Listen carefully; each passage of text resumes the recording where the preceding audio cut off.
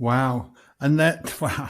So that must have been a huge courageous step for you then, like you say, to come to that conclusion and then just say you're going to walk away from it.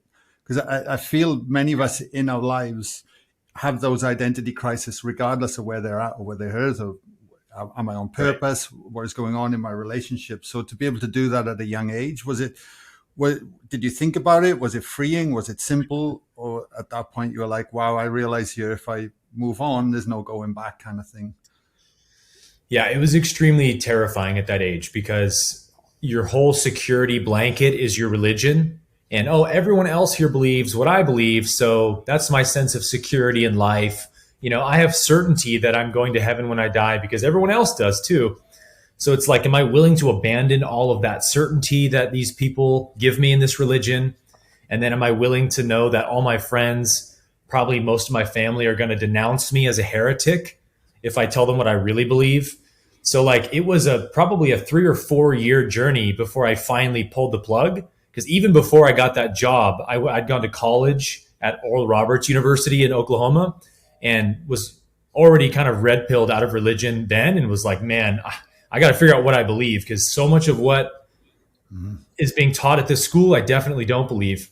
And so the church I worked at was kind of the last straw that broke the camel's back. And it was really just the amount of time it took to gather the courage to leave and understand, like, okay, I'm about to blow up my whole life. That's fine. I'll rebuild it at some point. It may take a few years, but life will go on. But it was really the internal conflict of getting up every day, hearing the same things over and over that I totally disagreed with and did not resonate in my heart with. And that internal conflict became so insufferable that I was like, whatever price I have to pay to get out of here, I'm willing to pay. Yeah, no, got it. And then that led you to, you mentioned two things earlier, the dark night of the soul, your own dark night of the soul, and your own spiritual awakening. Can you touch on those? And I'm always fascinated as well that, do you need to have a dark night of a soul to have a spiritual awakening? That's a good question. I never want to give a unilateral answer to anything, but it almost feels like you do, just because the nature of the universe, right, is we need polarity to understand anything. So we can't really know the light until we've seen the darkness, because then the darkness gives meaning to the light. So I'm certain that there's been people who've had spiritual awakenings who maybe didn't have a dark night of the soul, but I think it's probably very rare, like the exception. And for me, it was the dark night of the soul of, is God real? Is there life after death?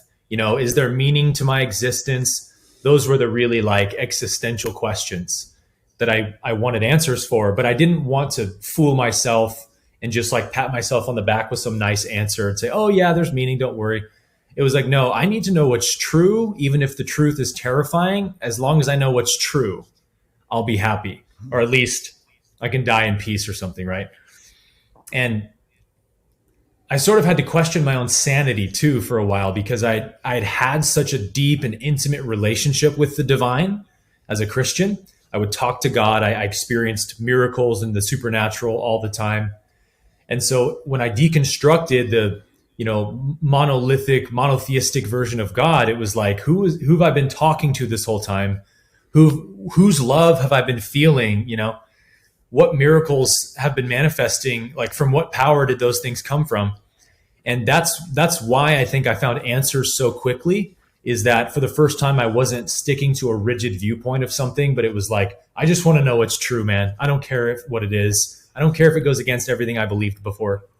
And when you come to the universe with that kind of humility, you get answers pretty quick. So the depression was this ongoing feeling of hopelessness. And, I think what happens as you're about to really awaken is that the ego will throw everything plus the kitchen sink at you to try to get you to identify again. But I'd been listening to Enlightenment teachings for like 3 or 4 years solid.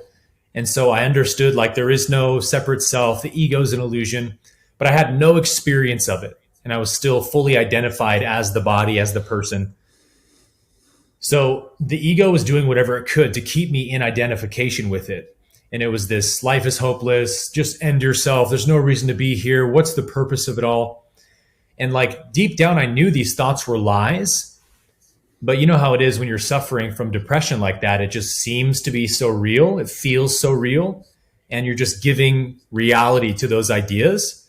So it was this part of me that knew like these horrible thoughts are not based in truth, that I think led me to the awakening. Because I think if I had given into them fully and conceded to them, universe might have honored that free will and just let me terminate the incarnation or whatever. But it was like, no, there's something in me that knows there's a higher truth than this, that there's no way that this is the ultimate truth of reality, hopelessness and meaninglessness, you know?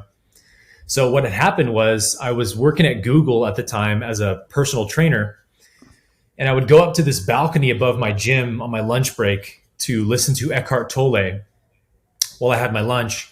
And I would just kind of watch the clouds and just listen to Eckhart. And it was the only time in my day where I felt like I had peace of mind and I felt some stillness and stuff. So I was going up there every day for 3 or 4 months, I think. And one particular day, for no apparent reason, I was listening to a particular lecture where Eckhart was mimicking things the ego says to us and then laughing at them. Something like, if only people would recognize how special I am, then I would truly be happy. And then he would laugh, ah, ha, ha, ha, ha, ha. And the audience was laughing with him. And so I started laughing, and he did like 4 or 5 of them in a row. He would pause in between and then say the next one. So I was like really laughing at this idea of, wow, that is exactly what my ego says to me every day. It's these same exact stories. And I was like, wow, it's like we all have the same ego that has the same agenda and says the same things to us. And when I had those thoughts, I sort of like laughed myself into a kind of sudden enlightenment where I gained a actual experience of these truths I had come to know conceptually, that there is no separate self. You are not the voice in your head. I gained experience of that. The way I describe it is like, what I thought was me talking to myself of, I'm so depressed, I'm so sad. All of a sudden it was a tape recorder on a loop just playing, and there was nobody actually there saying it or believing it. I realized, oh, it's absolutely nothing. I've just been giving reality to an illusion.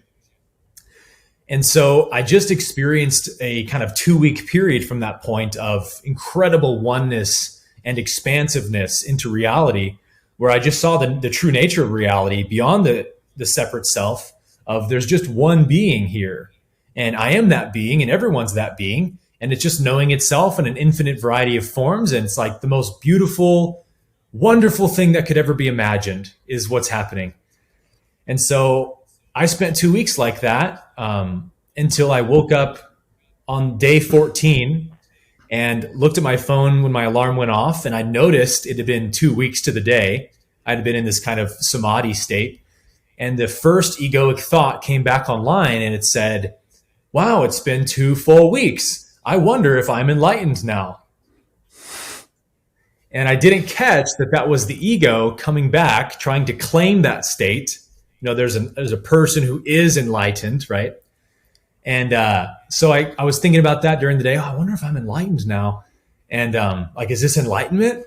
And then slowly the old thoughts came back into the mind, and I felt that state slipping away. And I couldn't hold on to it. It was like a bar of soap or something. And it was so devastating to lose that state after 2 weeks of it absolutely unbroken, you know, floating in bliss for 2 weeks and then crashing back down into the dark night of the soul. It made the dark night even worse because now I had tasted the alternative and lost it, like being kicked out of heaven and sent back to hell again. But that was the gift that the universe gave me, that it created in me such a burning desire to return to that state again. It was like nothing else matters in my life other than this, because now I have undeniable proof, right? That state of consciousness is absolutely real. Because I got to live in it for 2 full weeks. Nobody can tell me that state of consciousness wasn't real. It was the most real thing I'd ever experienced. It was like I woke up from a bad dream and went, oh, I was just dreaming. It was nothing. You know, this is reality. And so that's when, you know, I started finding like A Course in Miracles, The Law of One, and, universe led me to texts and teachers that gave me the ability to walk myself back into the remembrance of how to actualize and permanently reside in that state of liberation. And probably around, a year and a half to 2 years after that experience is when I started making videos on YouTube. Not from a standpoint of wanting or thinking I was going to be a teacher at all. It was just like, man, I'm so passionate about this, and I've gained so much help from these understandings and these truths that surely if I make some videos, it's going to help somebody out there, Yeah, no, thank you for sharing. Question I kept just jumping in while you were talking there is that when you were having that experience or before you had it, were you pushing for it? Were you seeking it? Were you just allowing? Did it come unexpectedly? Because what I see so often, and I was guilty of this as well, is you go chasing the experience, wanting to have this experience, and then that wanting is then actually allowing you to bypass everything that you need to be working with that's going on for you. Yeah. And we miss the point quite often. Yeah, we keep putting ourselves back as a character on a journey to arrive somewhere. And that's what keeps us out of that state, because it's just what is our natural state without illusions and distractions of the mind, So to answer your question, no, I was not really pushing for that at that point in my life, because it still felt so far away. It felt sort of like a pipe dream, but it still was my magnificent obsession, because I was suffering so much. And then listening to these, teachings and books that talk about this final liberation from suffering that's possible. And it was like, wow, I hope that's true, but I don't really feel like it's possible. And the experience that happened at 27 was very much a shock, because I did not expect that I would have ever tasted it at that point in my life. It felt like a million miles away. So that's part of why it was such a disorienting experience. I would not have been able to explain to anybody verbally what was going on in my mind at that point, because I'd never tasted it before. So, teaching it wouldn't have been possible at that point. It was just like, wow, what has happened to me, and why is life so wonderful all of a sudden?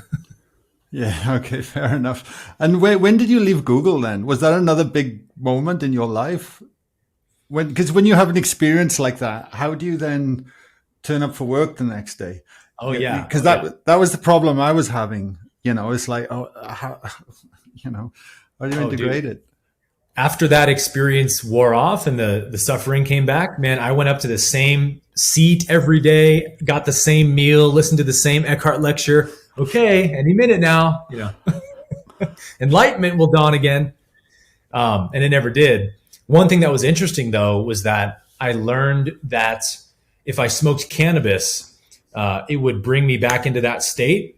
Like as it was starting to wear off, and I was like realizing, oh no, the old sad person's coming back, and this state of heavenly perfection is leaving me. I would smoke cannabis, and it was like fully back again while I was high. And so like for probably a month solid, I was high 24/7 at work. Like I didn't want to ever be sober because it would take me out of that state again.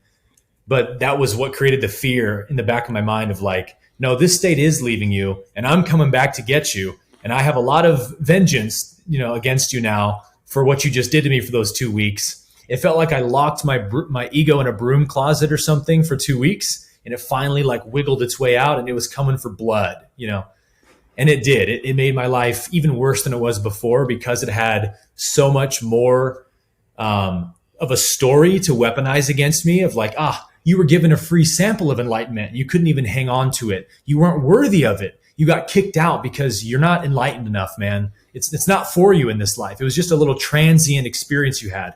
This is your life now. It's you and me in pain and nothing else. Like that was the voice in my mind. But thankfully, again, I had glimpsed freedom from that voice. And so I kind of knew in my awareness, like whatever this voice is actually just very threatened about what just happened. And so it's doing what it can to convince me that I'm powerless against it and stuff. So it was really when I found A Course in Miracles that started describing the ego more that I was like, oh, this makes perfect sense. It's all based in illusions, and it just needs me to buy into those illusions to have power over me, right? Right. And then you left Google. Is that what happened after? Yes. Yeah. I left in August of 2019. I just sort of felt like my time in California was up. And Right. I grew up in Colorado for 4 years of my life and always kind of knew I wanted to go back there at some point.